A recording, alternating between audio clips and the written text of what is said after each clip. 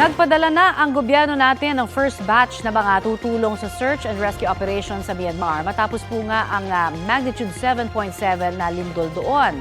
Balitang hatid ni Bam Alegre. Madaling araw pa lang naka-formation na ang grupo na magbibigay ng kanilang serbisyo para sa mga naapektuhan ng magnitude 7.7 na lindol sa Myanmar. 91 sila, suma total. Kabilang dito ang Special Rescue Units ng Philippine Air Force at Armed Forces of the Philippines.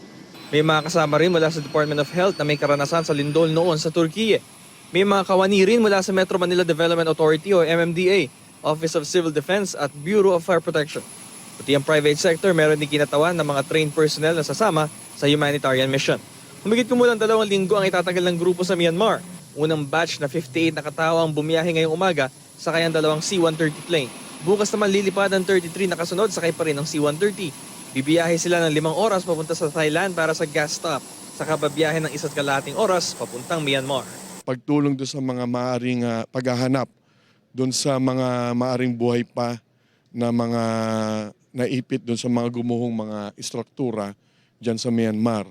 Yan ang importante dahil may panahon pa upang iligtas sila. Ini-inspire ko sila para umalis. Sabi ko, kayo sa Eastern Visayas Medical Center, silang tinamaan ng Typhoon Haiyan. So, experience din to sa big time na disaster kasi sila yung mga personnel na tumulong during sa Typhoon Haiyan.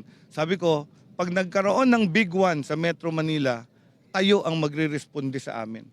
Bam Alegre, nagbabalita para sa GMA Integrated News.